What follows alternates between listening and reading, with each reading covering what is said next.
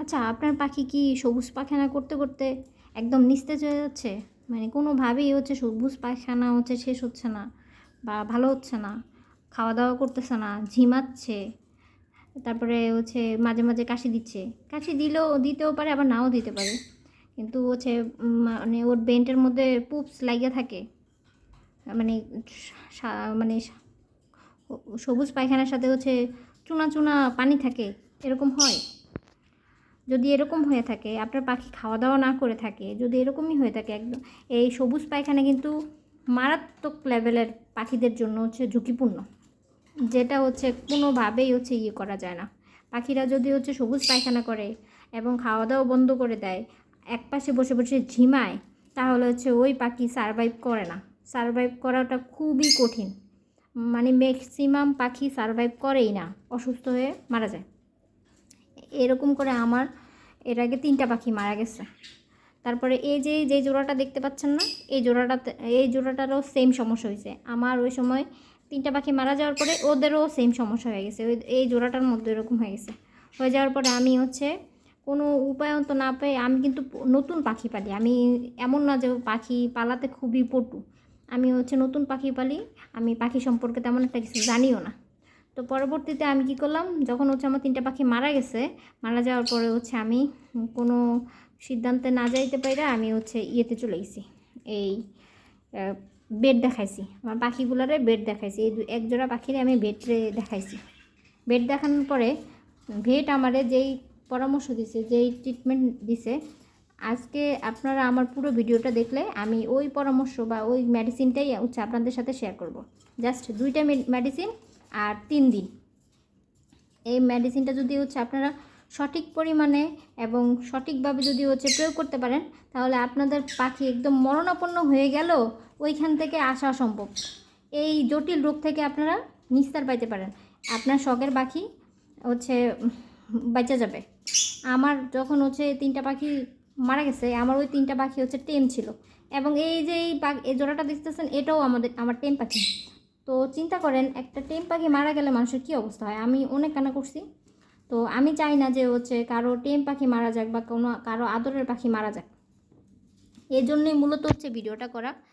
আশা করি ভিডিওটা পুরোটা দেখবেন, কোনো স্কিপ করবেন না। আমি হচ্ছে আজকে বেড যে পরামর্শ দিছে, জাস্ট ওই পরামর্শ অনুযায়ী ওষুধ খাওয়ান। আমার মানে আমি যে বেড দেখাইছি ওই পরামর্শ অনুযায়ী যদি আপনার ওষুধ খাওয়ান, আমি আশা করি যে হচ্ছে আপনার পাখি বেঁচে যাবে এবং ভালো ভালো হয়ে যাবে, সুস্থ হয়ে যাবে। তো চলেন মানে আমার ওষুধগুলো হচ্ছে আপনাদের সাথে শেয়ার করি। ওকে, এই যে এইটা হচ্ছে আমি যে বেড দেখাইছি, বেডের প্রেসক্রিপশানে হচ্ছে দেখেন, আমি এই ওদের ওদের সমস্যাটা শুরু হয়েছে ফেব্রুয়ারি মাসে। এটা তো এখন মে মাস চলতেছে। এই ফেব্রুয়ারি মাসের 9 তারিখে আমি এই ওষুধগুলো খাওয়াইছি। এই ফেব্রুয়ারি মাসের 9 তারিখ থেকে আমি ওদেরকে এই ওষুধগুলো খাওয়াইছি। এই যে এই ওষুধটা খাওয়াইছি। ওষুধটা হচ্ছে ক্ল্যামক্স বেট আর হচ্ছে বিটা থ্রি বেট, এই 2টা ওষুধ হচ্ছে খাওয়াইছি। আর এই 2টা ওষুধ হচ্ছে আপনারা যদি সঠিক নিয়মে খাওয়ান, তাহলে আশা করি আপনাদের পাখি 3 দিনেই সুস্থ হয়ে যাবে। 3 দিনেই হচ্ছে আপনি বুঝতে পারবেন যে আপনার পাখি হচ্ছে সুস্থ হয়ে যাচ্ছে বা সুস্থ হচ্ছে। পাখির ওষুধগুলো হচ্ছে এভাবে খাওয়াতে হবে।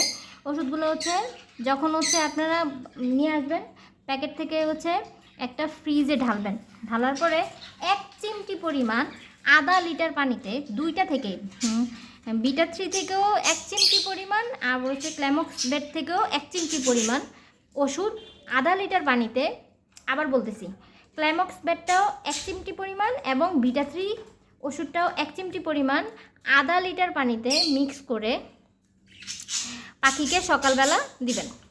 আর পানিটা দেওয়ার আগে, ওষুধের পানিটা দেওয়ার আগে রাতের বেলা অবশ্যই হচ্ছে পাখির খাঁচা থেকে পানি সরায় ফেলবেন। সরায় ফেলার কারণে যখন হচ্ছে সারা রাত ওরা পানি খাবে না বা পানি খাইতে পারবে না, তখন হচ্ছে সকালবেলা ওরা হচ্ছে আপনার মানে ওষুধ মিশ্রিত পানিটা যখনই দিবেন, তখনই হচ্ছে ওরা খেয়ে ফেলবে। খেয়ে ফেলার পরে আপনি থাকাকালীনই যতটুকু খাবে, খাওয়ার পরে হচ্ছে সকালবেলা ওষুধটা আপনি থাকাকালীনই যতটুকু খাবে, খাওয়ার পরেই হচ্ছে ওষুধটা সরিয়ে ফেলবেন, সরিয়ে নর্মাল পানি দিবেন। নর্মাল পানি দেওয়ার পরে সারাদিন হচ্ছে নর্মাল পানির মধ্যে ও থাকবে, নর্মাল পানিই খাবে। আর হচ্ছে যদি খাওয়া দাওয়া না করে তাহলে হচ্ছে ওরে হ্যান্ড ফিডিং করাবেন। আর যদি হ্যান্ড ফিডিং না করতে পারেন, ও চেষ্টা করবেন যে হচ্ছে ও যেটা ভালো খাইতো সুস্থ থাকা অবস্থায়, ওর যেটা প্রিয় ছিল, হ্যাঁ মানে ও যে অনেক পাখি থাকে না যে অনেক প্রিয় খাবার থাকে, ধরেন আমার আমার পাখি কিন্তু ও যতই অসুস্থ থাক, ওরে আমি যখনই ডিম দিব ওর ডিমটা খুব ভালো খায়। তো আমি ও যখন অসুস্থ হয়ে যেত তখন আমি ওরে ডিম দিতাম। ডিম দিলে ও কী করতো, মানে অসুখ থাকুক আর যাই থাকুক ও ডিম খাইতো, কিন্তু সিড মিক্স খাইতো না, কিচ্ছু খাইতো না, কিন্তু ডিমটা খাইতো। পরে আপনি দেখবেন যদি আপনার পাখি যেটা ভালো খায়, টেম পাখি হলে তো বুঝাই যায় যে আমার পাখিটা কোন জিনিসটা ভালো খায় পাখি, তো মানে খুব ভালো এনজয় করে খায়, ওইটা দিবেন। অসুস্থ থাকা অবস্থায় কিন্তু ও মানে আগে যেরকম খাইতো ওইরকম যদিও না খায় কিন্তু মোটামুটি খাবে, ওইটা দিবেন।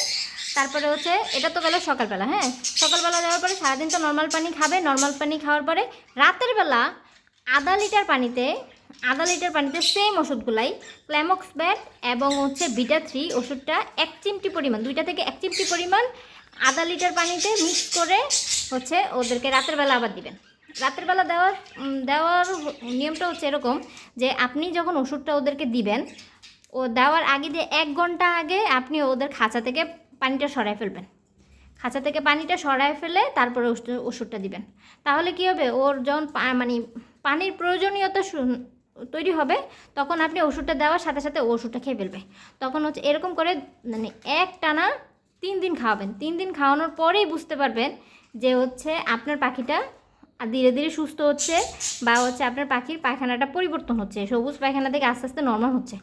3 দিন খাওয়ানোর পর এটার কোর্স হচ্ছে 7 দিন। 3 দিন খাওয়ালে তো বুঝতে পারবেন যে আপনার পাখিটা পরিবর্তন হচ্ছে।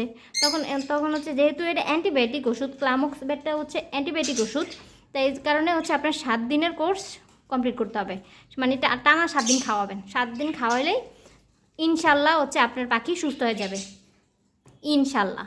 কোনোভাবেই হচ্ছে মানে যত রকমেরই অসুখ হোক, যত নিস্তেজি হয়ে যাক, এই ওষুধটা যদি আপনি টানা খাওয়াইতে পারেন একদম পাখি সুস্থ হয়ে যাবে, একদম ঝরঝরে হয়ে যাবে। এই যে আমার পাখি, আল্লাহর রহমতে আমার তো 3টা পাখি মারা গেছে, কিন্তু এই পাখিটা টিকে গেছে। আল্লাহ ওদেরকে সুস্থ রাখুক। আমার এই 1 জোড়া পাখি আছে, এজন্য আর কি বলতেছি, যদি আমার ভিডিওটা আপনাদের উপকার আসে, বা হচ্ছে আপনারা যদি উপকৃত হন, তাহলে আমার ভিডিওটা দেখে আপনারা আমার চ্যানেলটা সাবস্ক্রাইব করবেন। আর হচ্ছে আমার কথাতে অনেক জড়তা, কারণ আমিও তো প্রফেশনাল ভিডিও করি না, বা আমি ব্লগার না, তো যেহেতু হচ্ছে নতুন ভিডিও করি, এজন্য হচ্ছে আমার কথাতে অনেক জড়তা থাকতে পারে। এগুলো সব ক্ষমা সুন্দর দৃষ্টিতে দেখবেন। সবাই আমার চ্যানেলটা সাবস্ক্রাইব করে দিবেন। ওকে, আর কমেন্ট করে জানাবেন আপনাদের পাখির কী অবস্থা, বা কী আসে বিষয়। ভালো লাগলে কমেন্ট করবেন।